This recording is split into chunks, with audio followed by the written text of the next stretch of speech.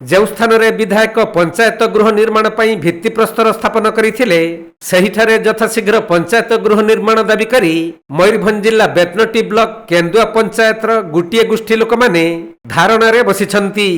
ଆଉ ଯଦି ସେମାନଙ୍କ ଦାବି ପୂରଣ ନ ହୁଏ ତାହେଲେ ଆଗକୁ ଜୋରଦାର ଆନ୍ଦୋଳନ କରିବେ ବୋଲି ଚେତାବନୀ ଦେଇଛନ୍ତି। ଆମେ ଧାରଣାରେ ଆମର ମାନ୍ୟବର ବିଧାୟକ ଏଠି ଶୁଭ ଦେଇଥିଲେ। ଆଜି 22/11/2024 ଶୁଭ ଦେଇଥିଲେ। ଆଜି ପର୍ଯ୍ୟନ୍ତ ଆମର ପଞ୍ଚାୟତ ବି ହେଇପାରୁନି, ସେଥିପାଇଁ ଆମେ ଧାରଣାରେ ବହିଛୁ। ଆଗରୁ ଜଣାଇଥିଲେ? ଆଜ୍ଞା, ଆମେ ଜଣାଇଥିଲୁ।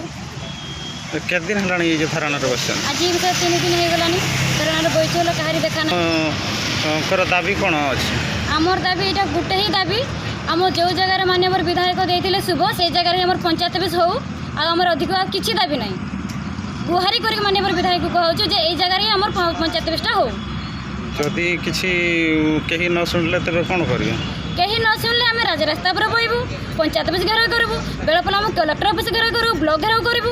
ତେବେ ବେତନଟି ବ୍ଲକ ଅଧୀନ ବୈସିଙ୍ଗା ପଞ୍ଚାୟତ ପୂର୍ବରୁ ଭାଗ ହୋଇ 2016 ମସିହାରେ ନୂତନ ଭାବେ କେନ୍ଦୁଆ ପଞ୍ଚାୟତ ସୃଷ୍ଟି ହୋଇଥିଲା। ତେଣୁ ବୈସିଙ୍ଗା ପଞ୍ଚାୟତ କାର୍ଯ୍ୟାଳୟଟି ନୂତନ ଭାବେ ନିର୍ମିତ ରାଜୀବ ଗାନ୍ଧୀ ସେବା ଗୃହରେ କାର୍ଯ୍ୟକାରୀ ହେଉଥିବା ବେଳେ କେନ୍ଦୁଆ ପଞ୍ଚାୟତ କାର୍ଯ୍ୟାଳୟଟି ପୁରୁଣା ଗୃହରେ ଅସ୍ଥାୟୀ ଭାବେ ଚାଲୁଛି। ତେବେ ସ୍ଥାନୀୟ ବିଧାୟକ ଦ୍ୱିତୀୟ ଥର 2024ରେ ନିର୍ବାଚିତ ହେବା ପରେ ବୈସିଙ୍ଗା ପଞ୍ଚାୟତ ପରିସର ମଧ୍ୟରେ କେନ୍ଦୁଆ ପଞ୍ଚାୟତ ଗୃହ ନିର୍ମାଣ ପାଇଁ ଭିତ୍ତିପ୍ରସ୍ତର ସ୍ଥାପନ କରିଥିଲେ। କିନ୍ତୁ ଏହି ଭିତ୍ତିପ୍ରସ୍ତର ସ୍ଥାପନକୁ ପଞ୍ଚାୟତର ଏକାଧିକ ୱାର୍ଡର ଲୋକମାନେ ଗୋଟିଏ ପାର୍ଶ୍ୱ ହୋଇଯାଉଛି ବୋଲି ବିରୋଧ କରିଥିଲେ। ଫଳରେ ଭିତ୍ତିପ୍ରସ୍ତର ସ୍ଥାପନକୁ 2 ବର୍ଷ ବିତି ଯାଇଥିଲେ ବି ପଞ୍ଚାୟତ କାର୍ଯ୍ୟାଳୟ ନିର୍ମାଣ ହୋଇପାରିନାହିଁ। ଏପଟେ ସେହି କେନ୍ଦୁଆ ପଞ୍ଚାୟତର ଗୋଟିଏ ଗୋଷ୍ଠୀର ମହିଳା ଓ ପୁରୁଷମାନେ ଯେଉଁଠାରେ ବିଧାୟକ ଭିତ୍ତିପ୍ରସ୍ତର ସ୍ଥାପନ କରିଥିଲେ ସେହିଠାରେ ହିଁ ଗୃହ ନିର୍ମାଣ କରାଯାଉ ବୋଲି ଦାବି କରି ଅସ୍ଥାୟୀ ପଞ୍ଚାୟତ କାର୍ଯ୍ୟାଳୟ ସମ୍ମୁଖରେ ଧାରଣାରେ ବସିଛନ୍ତି। ଆଉ ଯଦି ବିଧାୟକ ଓ ବିଭାଗୀୟ ଅଧିକାରୀମାନେ ତାଙ୍କ ଦାବି ପ୍ରତି କର୍ଣ୍ଣପାତ ନ କରନ୍ତି ତାହେଲେ ବ୍ୟାପକ ଆନ୍ଦୋଳନ କରାଯିବ ବୋଲି ଚେତାବନୀ ଦେଇଛନ୍ତି। ଆମର ମାନ୍ୟବର ବିଧାୟକ ସନାତନ ବିଜୁଳି ସାର୍ ନୂତନ ଗ୍ରାମ ପଞ୍ଚାୟତ କରିବା ପାଇଁ ଏଠି ଉଦ୍ଘାଟନ କଲେ। କେବେ କରିଥିଲେ? ଏଟା ହେଇଗଲାଣି 20 ମାସ। ଆଚ୍ଛା। ତ ବର୍ତ୍ତମାନ ସୁଦ୍ଧା ନୂତନ ଗୃହର କିଛି କାର୍ଯ୍ୟକାରୀ ହେଲା ନାହିଁ।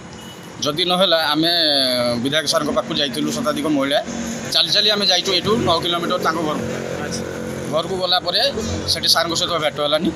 ଆମେ ସେଠୁ ପୁଣି ରିଟର୍ନ ପଳେଇ ଆସିଲୁ। ପଳେଇ ଆସିଲା ପରେ ଘର ପହଞ୍ଚିଲୁ। ସାର୍ଙ୍କର ଏଠି ଯେଉଁ ସମ୍ପ୍ରସାରଣ ହେଉଥିଲା ରୂପସା ରାସ୍ତା, ସେଠି ଉଦ୍ଘାଟନ କରିବା ପାଇଁ ତାଙ୍କର ପ୍ରୋଗ୍ରାମ୍ ଥିଲା। ଯଦି ପ୍ରୋଗ୍ରାମ୍ ଥିଲା ସେଠି କ'ଣ ହେଲା କିଛି ବୁଝିପାରିଲେନି ଆମେ। ଯେଉଁ ତାଙ୍କର କ'ଣ ଭୟ ରହିଲା, ସେ ଆମର ଯେଉଁ ପିଲା ଲିଡ଼ିଂ ନେଇକି ଯାଇଥିଲେ ସାର୍ଙ୍କ ସହିତ ଦେଖା କରିବା ପାଇଁ, ସେ 4 ଜଣ ପିଲାଙ୍କୁ ଉଠେଇ ନେଲେ ଥାନାକୁ। ନା FIR ଅଛି ନା କ'ଣ ଅଛି, କିଛି ନାହିଁ। ଆମେ ସାର୍ଙ୍କୁ ଯେତେବେଳେ ସାର୍ଙ୍କୁ ପଚାରିଲୁ ଥାନାରେ ଯେ ସାର୍ କ'ଣ ପାଇଁ ଆପଣ ଉଠେଇଲେ, ନା କିଛି ନାହିଁ ତୁମେ ବସ ଆମେ ତୁମକୁ ଛାଡ଼ିଦେବୁ। ତାଙ୍କର ପ୍ରୋଗ୍ରାମ୍ ସରିଲା ପରେ ସିଏ ଛାଡ଼ିଲେ।